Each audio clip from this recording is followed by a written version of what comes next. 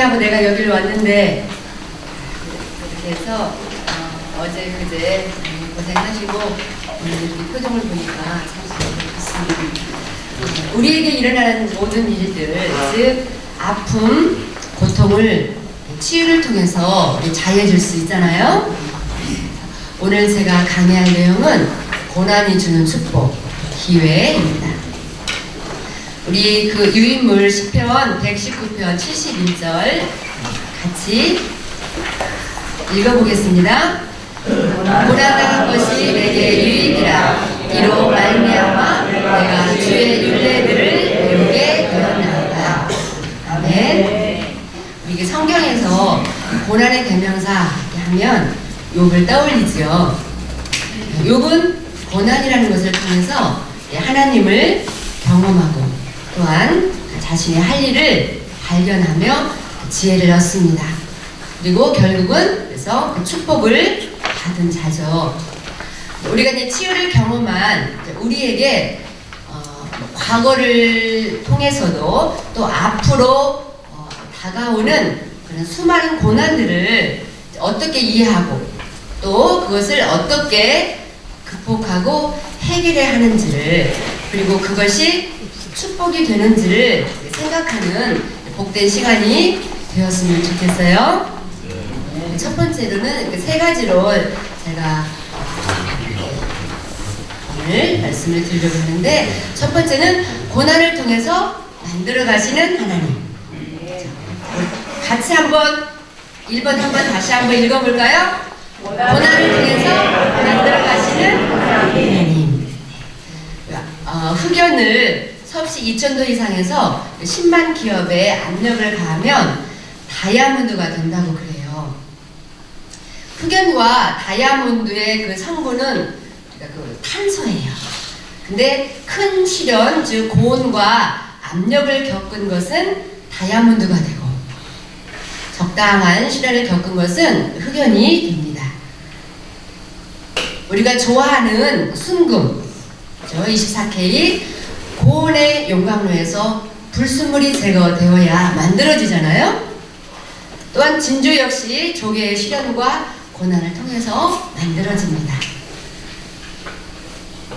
군인에서 그 정예병과 훌륭한 선수 역시 그 수많은 훈련을 통해서 만들어지는 거 우리가 다 알고 있잖아요. 하나님께서는 세상을 구원하는 방법을 우리 사람을 통해서 보여주는 선교예요.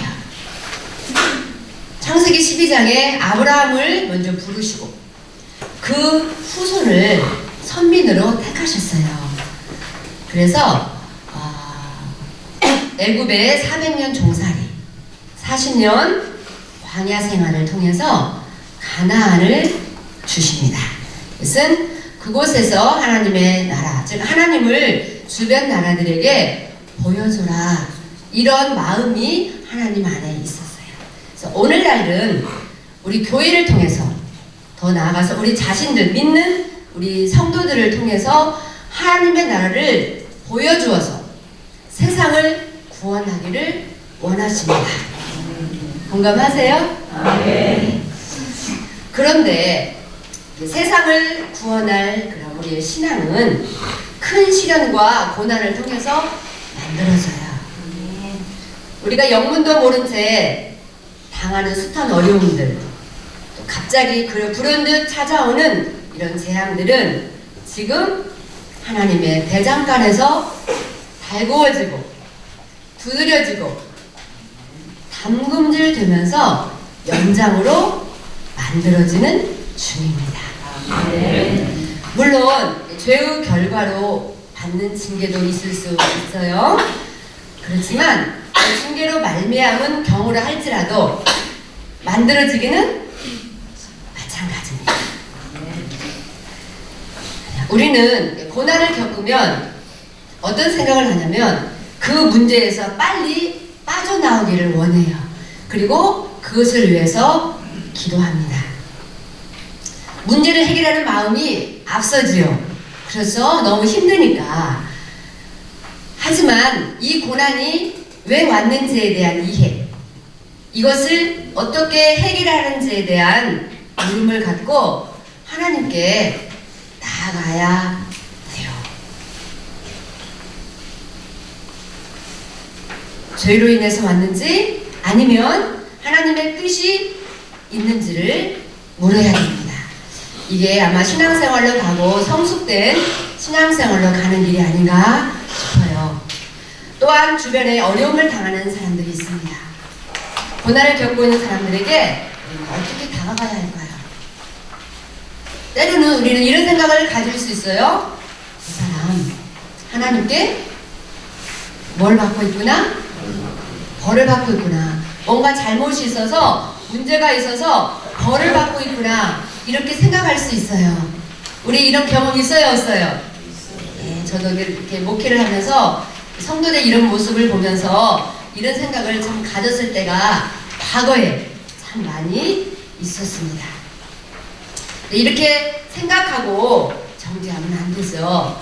불쌍히 여기는 마음으로 다가가야 됩니다. 하나님께 벌을 받고 있는 경우는 본인이 더 잘 알아요. 우리 구약의 그 요나서에 보면 그 요나가 대표적인 경우잖아요. 우리가 다 알고 있기 때문에 생략하겠습니다. 하나님은 불쌍히 여기시는 분이십니다. 그래서 하나님이시기를 포기하고 인간의 몸으로 오셔서 우리가 받아야 할 형벌을 받으시고 우리를 구원하시고 대신 죽으셨잖아요. 우리가 죄가 무엇인지도 모를 때에 하나님께서 우리를 위해 죽으심으로 구원하시고 하나님의 자녀라고 불러주셨습니다. 로마서 5장 8절에 말씀이 기록되어 있어요. 그럼 우리가 그분을 통해서 값없이 은혜를 받았다면 세상을 향해서 어떤 마음을 가지면 좋을까요? 하나님을 모르는 사람들 또는 고통을 당하고 있는 사람들에게 어떤 마음을 가져야 할까요? 우리는 그리스도인이라고 하고 교회에 출석하면서 예배를 드리는 자들이잖아요. 그래서 우리를 위해 죽으신 예수님의 마음을 가져야 하지 않을까. 맞는 말이잖아요. 네. 자, 우리가 겪는 어려움은 죄 때문만이 아니라 그 사명을 감당해내기 위한 훈련일 수 있습니다. 공감하시죠? 그래서 우리가 성경을 통해서 모세를 보면 하나님의 쓰임받기 위해서 왕자 교육을 먼저 받고 그리고 그 40년 동안 광야에서 양을 치면서 하나님으로부터 만들어지는 이스라엘 백성들을 출애굽시키기 위한 그런 그릇으로 만드는 과정을 우리는 성경을 통해서 알 수 있죠. 또 요셉 또한 우리가 그런 경우를 볼 수 있잖아요. 형들에게 모함을 받고 종으로 팔리고 그리고 또 억울하게 옥살이를 하면서 하나님으로부터 만들어지는 그런 것을 우리가 볼 수 있습니다. 저의 삶을 뒤돌아보면 저도 이게 동일한 고백을 할 수 있어요. 그때 하나님이 나를 준비시키시고 그 고난을 통해서 만들어 가셨구나. 그 과정이었구나. 그 과정을 통해서 지금 제가 이 앞에 사역자로 서 있습니다. 그러한 과정이 없었더라면 아마 이런 이런 하나님의 깊은 뜻을 아마 알지 못하고 편안하게 안일하게 목회하고 있지 않을까 싶어요.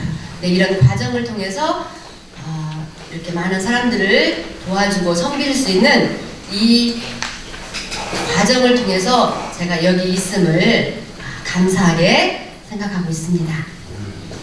자, 고난은 징계를 통한 것, 좀 반복돼서 제가 말씀드린 이유가 있어요.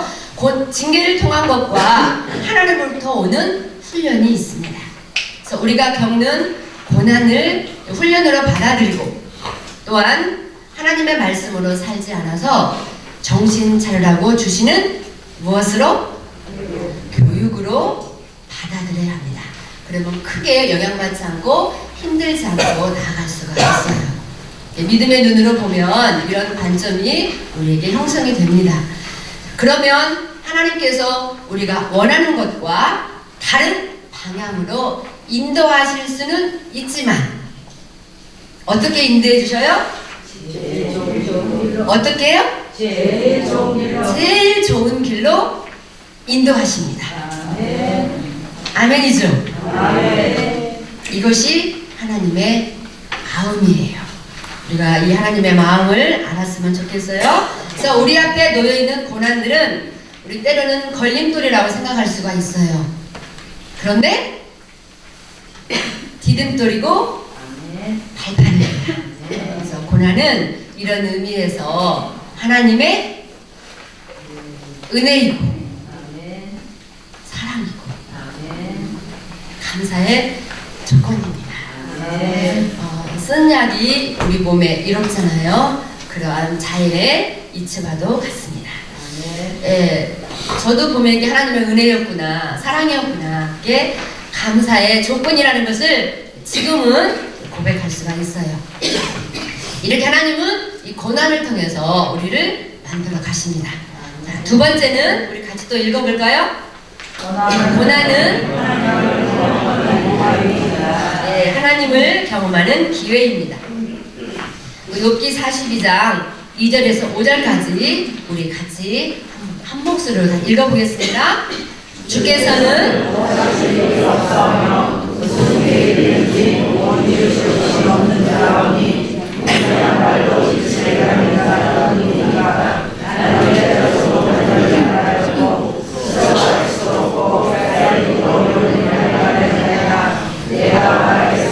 주는 들으시고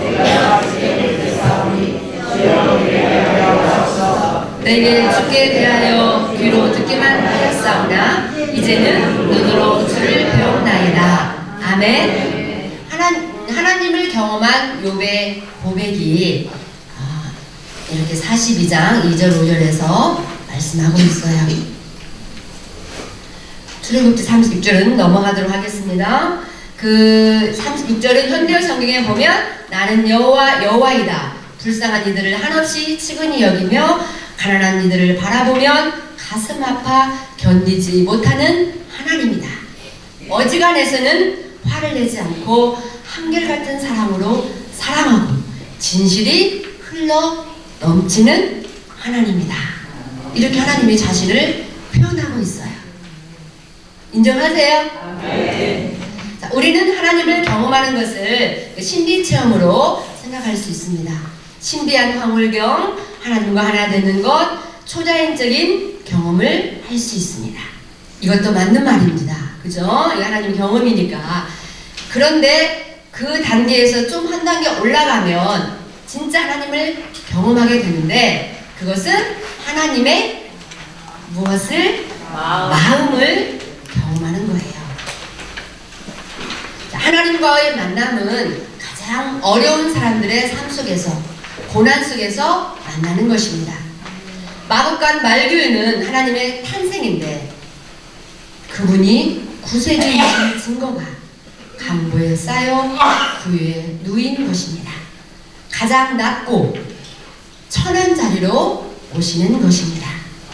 자, 고난, 어려움이라고 하는 것은 하나님께서 나를 하나님의 무기로 무장시켜 주시는 것입니다.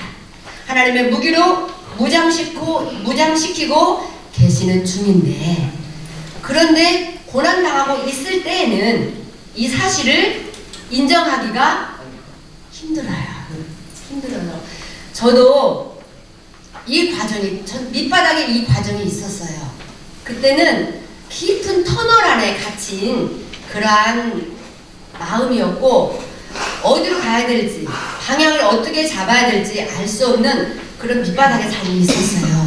그런데 그때 주님 어떻게 해야 돼요? 지금 여기서 내가 무엇을 해야 돼요? 그렇게 하면서 그냥 한 걸음 한 걸음 앞으로 내딛었어요. 그런데 뭘 느낄 수 있냐면 지금 깜깜하고 어디로 가야 될지는 모르겠는데 그냥 내가 한 걸음 한 걸음 걷고 있는 이 발걸음이 앞을 향해서는 가고 있구나. 그 입구를 향해서 빛이 비치는 이제 입구를 향해서 가고 있구나. 이것은 제가 알겠더라고요. 그래서 한 걸음 한 걸음 갈 수 있었어요. 때로는 좌절도 하고 낙심도 됐지만 결국 포기하지 않고 다시 일어서면서 가게 됐습니다. 그래서 지나고 나니까 그렇구나 이렇게 생각을 하게 됐어요. 제가 어제 저희 사역을 하면서 저희 내담자분들 이런 고백을 하시더라고요. 자기에게 이런 아픔들이 있었는데 지금 하나님이 이렇게 나를 쓰신다, 이렇게 나를 사용하고 계신다, 이렇게 고백을 하셔서 같이 공감을 했습니다. 우리가 이걸 하나님이 나를 무장시켜 주시고 있는 과정이라는 것을 지식으로는 알 수 있어요. 그렇지만 내가 그 상태가 되어보지 않으면 알 수가 없습니다. 경험해보지 않으면 알 수가 없고 이해할 수가 없습니다. 밑바닥에 그런 삶이기 때문이죠. 그런데 여기서 하나님을 경험하는 것입니다. 왜요? 그곳에 하나님의 마음이 있기 때문입니다. 하나님은 가장 힘들고 어려운 사람의 상태를, 그들의 아픔을 직접 몸으로 경험하게 하는 것입니다. 이걸 동병상련이라고 우리가 그렇게 말하죠. 그래서 경험해보지 않으면 함부로 말하면 안 됩니다.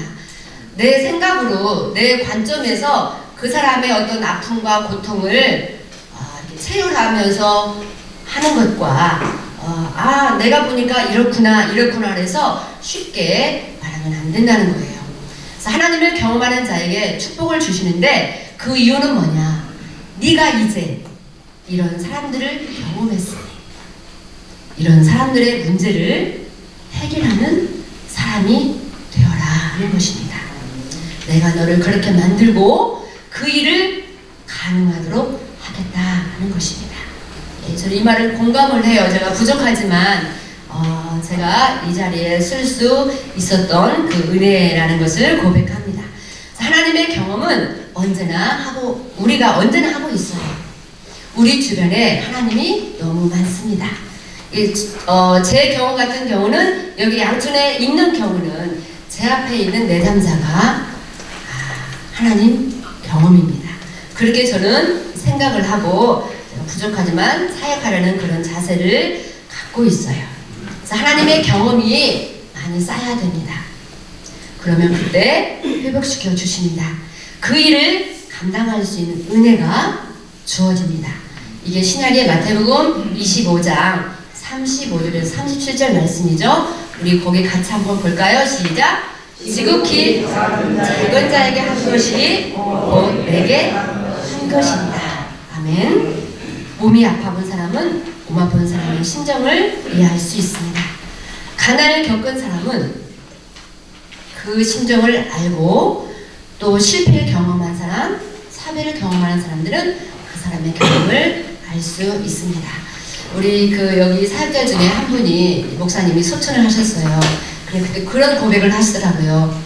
혼자 사는 분들의 마음이 어떤 건지 정말 알겠어요. 이런 고백을 해요. 저는 제 남편이 있으니까 거기까지는 저는 공감할 수는 없지만 그 사모님의 그런 말에 그렇지 이렇게 생각을 했어요. 여러분들이 잘 알다시피 김동호 목사님이 계세요. 지금 새벽에 날마다 기막힌 새벽이라는 그러한 말씀을 새벽마다 이렇게 전하셔요. 근데 이분이 암을 경험했었어요. 폐암.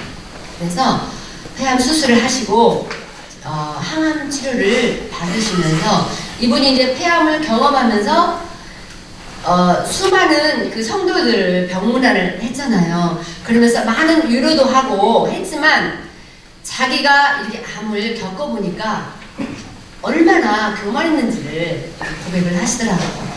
내가 정말 이 사람들의 이 아픔과 고통과 보호자들의 이 마음을 내가 정말 깊이 못 느끼고 목회자로서 했구나. 그러면서 지금 이제 70세에 하나님이 주신 사명을 70대부터 지금 나의 남은 사명은 이 암 환자들을 위해서 사는 삶으로 이렇게 하나님 앞에 그 내 백성을 위로하라 이사야 말씀을 통해서 들으시면서 그 사명을 마지막 감당하고 있어요. 그래서 암 환자와 그 암 환자 가족들에게 굉장히 위로가 되고 새벽마다 말씀 메시지를 통해서도 이렇게 하시지만 한 달에 한 번씩 이렇게 그 지방을 순회하면서 암 환자와 그 지역의 가족들을 그 말씀과 또한 어떤 위로를 통해서 힘이 되어주는 같이 공감하면서 하고 있는 이런 모습을 볼 때 그렇구나 이 목사님이 그걸 깨달으신 거예요. 그래서 정말 제가 정말 멋진 분이시다. 그분의 사역도 지나온 삶은 그렇지만 이게 남은 삶을 이 암 환자들과 함께 지낸다는 걸 봤을 때 제가 참 많이 그분을 존경하면서 매일 그 기막힌 새벽을 들으면서 저도 개인적으로 많이 공감하고 큰 힘이 되고 있습니다. 저도 이제 목회를 하면서 성도들로 인해서 훈련을 받고 제 부부, 제 남편을 통해서 또 제 자녀를 통해서 주변에 이런 많은 사람들을 통해서 다양한 것들을 보면서 이해가 안 되는 사람이 없구나. 그 사람의 입장에서 보면 이해가 되는구나. 이제 이런 마음을 가지고 이렇게 사역을 준비가 제 나름대로 부족하지만 그런 과정을 통해서 그런 경험을 통해서 이렇게 사역도 그렇게 하고 있습니다. 자, 하나님께서는 이 땅에서 어려움을 당하고 있는 사람들의 마음을 공감하고 하나님의 마음과 일치할 때 하나님의 일을 대항하게 하십니다. 이 땅에 하나님의 일을 대항하려고 하는 그곳에 하나님이 함께 하십니다. 이것을 우리는 임마누엘 이렇게 표현을 하죠. 바른 이해가 선행되어진 그곳에 진정한 믿음이 있는 그곳에 하나님이 함께 하십니다. 아멘. 그래서 어둠의 세력, 빛이 비치면 어두움이 사라지는 것처럼 이 땅에 하나님의 자녀들이 가는 곳에 죄악의 세력, 어둠의 세력이 물러가죠. 우리가 그 일을 우리 그리스도인들이 그 일을 감당해야 되지 않겠어요? 그러면 세상에서 우리 교회를 향해서 우리 믿는 자를 향해서 보는 시선이 아마 분명히 달라질 거라 확신합니다. 이러한 일들을 감당하기 위해서는 고난을 통해서 하나님을 경험하게 하신다는 거죠. 그러니까 예수님을 보면은 예수님의 성육 하나님이시면서 인간의 몸을 입고 이 땅에 오신 예수님 사람처럼 되신 게 아니라 진짜 사람이 되셨잖아요. 이게 하나님의 사랑이고 그래서 우리의 마음을 사람이 되셨기 때문에 우리 인간의 마음을 너무나 잘 아십니다. 그래서 우리를 위해 십자가의 고난 겪으셨잖아요. 예수님이 십자가의 고난이 있었기 때문에 또 우리에게 뭐가 있어요? 부활의 축복이 있는 것이죠. 네.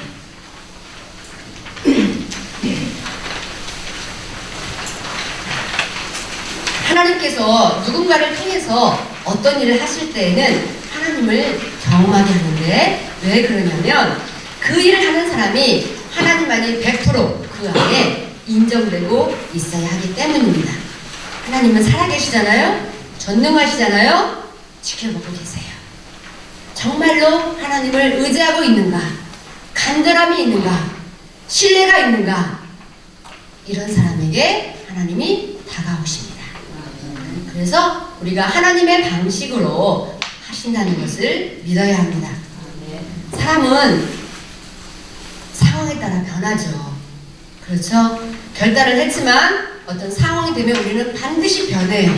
그래서 우리 속담에 화장실 갈 때의 마음과 나올 때 마음이 다르다. 저는 변하는 거예요. 우리 사람은. 그래서 사람 신뢰하지 말고 하나님만 신뢰해야 돼요.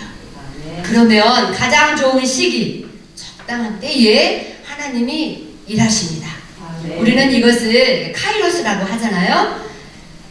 근데 이 카이로스는 결정되어져 있는 것도 고정되어 있는 것도 아니라 내가 어떻게 준비되어 있는가에 있는 것이에요. 그래서 저희도 이 고난의 밑바닥 경험을 하면서 그렇구나. 우리의 생각은 저희들은 그랬어요. 하나님이 이 정도 이만하면 하나님이 인도하시겠지라는 생각을 했었어요. 이 정도 기간이면 인도하시겠지라고 생각을 했는데 기간이 저희보다 달랐어요. 그래서 좀 힘든 부분이 있었는데 그것을 지내놓고 보니까 알겠더라고요. 자, 3번 같이 한번 읽어봐요. 시작. 야고보서 5장 11절도 같이 합독합니다. 보라, 인내하는 자를 우리가 복되다 하나니 너희가 하나님을 들었고 주께서 주신 결말을 보았거니와 주는 가장 자비하시고 아멘. 이 말 믿으시죠? 믿으시죠? 우리가 당한 어려움을 어떻게 극복하느냐에 따라서 결국은 뭘로 끝나요? 축복으로 끝난다는 것을, 하나님의 계획은 축복으로 끝난다는 것을 잊어서는 안 됩니다. 하나님은 세상을 만드실 뿐만 아니라 지금도 역사를 주관하고 계세요. 역사의 주관자가 하나님이라는 사실을 우리는 믿고 인정하지요? 네. 그래서 하나님이 하시고자 하는 일들을 우리를 통해서, 즉 우리 자신, 나를 통해서 이루어지기를 원하십니다. 아멘. 기대할 만하죠? 그래서 우리에게 주어지는 고난을 통해서, 그러면 뭐가 주어지냐? 고난을 통해서 지혜가 임하게 돼요. 우리는 삶 속에서 이 고난을 겪으면서 많은 생각들을 합니다. 많은 씨름들을 하게 되지요. 그러면서 지혜를 얻게 됩니다. 지혜는 이 세상에서 얻을 수 있는 가장 귀한 보배입니다. 세상에서 얻을 수 있는 지혜가 있고 하나님께서 얻을 수 있는 지혜가 있습니다. 하나님께서 얻을 수 있는 지혜는 이 고난을 통해서 얻어지는 거예요. 그래서 지혜롭다는 것은 항상 어느 순간이든지 하나님을 인정하는 것입니다. 자, 그러면 무엇이 지혜일까요? 무엇이 지혜예요? 하나님의 뜻이 이루어지는 것입니다. 하나님의 뜻을 성취시킬 대상이 누구요? 사람, 즉 누구요? 자기 이름 한번 해볼까요? 누구? 네. 즉 세상의 많은 문제를 해결하는 방법을 터득하는 거예요. 고난을 통해서 그 문제에 공감하고 해결하라고 할 때 지혜가 주어지고, 그리고 그것이 뭐가 되는 거예요? 네, 사명이 되는 것입니다. 그래서 가장 귀한 은혜다, 이렇게 말할 수 있는 거예요. 때론 우리가 겪는 어려움은 그 사명을 감당해내기 위한 훈련일 수 있다는 것입니다. 즉 같이 읽어봐요. 나도 잘 되고 남도 잘 되게 하는 사람이 되는 것입니다. 아멘. 우리가 해야 될 일이, 여러분들이 치유를 경험하고 이제 회복하면서, 즉 이것은 나도 잘 되고 다른 사람도 잘 되게 하는, 즉 축복의 통로가 되는 것입니다. 그래서 지금 우리에게 주어진 평안, 때로는 건강, 물질, 이것을 하나님이 나에게 축복이야, 이렇게만 생각하고 남용하지 않았으면 좋겠어요. 왜냐면 우리 기독교인들에게 주어진 축복은 이런 세속적인 개념이 아니라 이 세상과 이 시대를 위한 뭐예요? 책임이며 사명입니다. 우리가 축복은 하나님이 주신 축복이니까 감사로 받아들일 수 있지만 책임은 사명의 대상이라는 것을 우리가 알았으면 좋겠습니다. 자, 오프라 윈프리가 이 사명에 대한 정의를 이 4가지로 표현을 했어요. 그래서 1번에 보면 남보다 많이 받았다는 것 축복이 아니라 사명이고, 또 아파하는 것 고통이 아니라 사명이고, 부담이 되는 것 강요가 아니라 사명이다. 우리가 한번 아마 그 윈프리는 자기 경험을 통해서 막 이런 고백을 했다고 생각이 들어요. 자, 거기 굵은 글씨 너와 시작. 너와 내 자손을 통해서 세상 모든 사람들이 복을 받게 하라. 네가 그렇게 되어라. 그래서 그 누가복음 그 12장 37절, 42절, 44절에 보면 진실한 청직 이야기가 나와요. 때를 따라 양식을 나눠줄 자. 그때 그렇게 하는 자에게 복이 있다. 그 모든 소유를 그에게 맡기리라. 이렇게 주인이 말씀하세요. 이건 하나님이 우리에게 말씀하시는 그런 메시지로 우리가 들었으면 좋겠어요? 네. 그래서 제일 밑에 한번 우리가 충성되고 거기 네 줄 같이 한번 선포해 보시면 좋겠습니다. 시작. 충성되고 세금을 조직하여 때를 따라 양식을 나누는 자 너희가 모든 것을 주어라. 주인이 모든 것을 너희에게 맡기리라. 너와 내 자손을 통해서 세상 모든 사람들이 복을 받으리라. 아멘. 아멘. 아멘. 그래서 하나님 신앙, 교회에 대해서 절대로 부정적인 말을 해서는 안 됩니다. 왜? 그게 자기의 왜곡된 사고, 왜곡된 생각에서 나올 수 있는 부분이기 때문에 그래요. 그래서 함부로 말하지 말아야 합니다. 그렇게 하게 되면 스스로 자신의 길을 막는 것이기 때문이죠. 그래서 우리가 신앙생활을 어떻게 해야 되는지, 교회에서 무엇을 해야 되는지, 교회에 와서 무엇을 해야 되는지에 대한 정체성이 필요해요. 하나님의 일을 하는 사람이 되어야 합니다. 아멘이죠? 아멘. 이것이 신앙생활입니다. 저도 가정에서부터 우리는 가정에서부터 신앙생활이 이루어졌으면 좋겠어요. 남편으로서 역할, 아내로서 역할, 자녀로서 역할, 이것을 우선순위로 두고 먼저 했으면 좋겠어요. 지금 우리가 당한 고난은 하나님이 주신 뭐예요? 기회일 수 있습니다. 기회만이 아니라 약속일 수 있습니다. 그래서 바른 이해로 하나님을 경험하는 것입니다. 우리에게 다가오는 어려움을 기회와 약속으로 생각하고 소망으로 나아가야겠습니다. 우리 자신, 나를 통해서 우리 주변에 있는 그 문제를 해결하는 약속으로 나아가야겠습니다.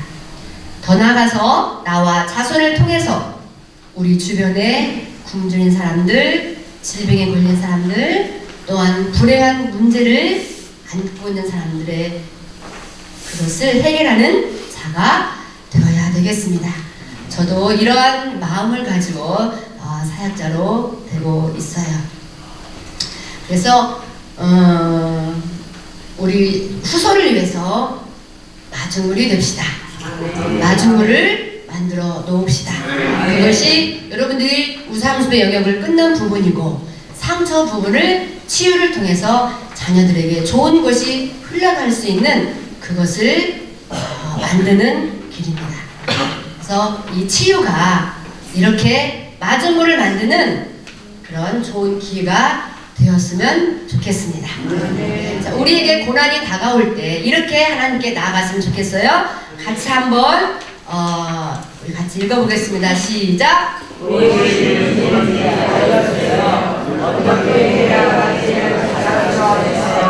하나님의 뜻 원하시는 것이 무엇인지 알게 해주시고 깨닫게 해주시고 길을 찾게 도와주세요. 이렇게 기도했으면 좋겠어요. 하나님, 내가 이 문제가 있는데 이 문제 빨리 해결해 주세요. 힘들어요. 이렇게도 기도할 수 있어요. 힘들면 이렇게 하면서 토설은 할 수가 있어요. 그런데 그것을 하고 나서 토설하면서 내 감정을 주님 앞에 올리고 나서 그러면 내가 이 문제가 무엇인지, 이 문제가 무엇이 문제인지, 그리고 이 문제를 내가 어떻게 바라보고 어떻게 해결해야 되는지, 이 문제를 하나님의 뜻이 무엇인지, 하나님이 원하시는 것이 무엇인지 알게 해주시고 깨닫게 해주시고 길을 찾게 도와주세요.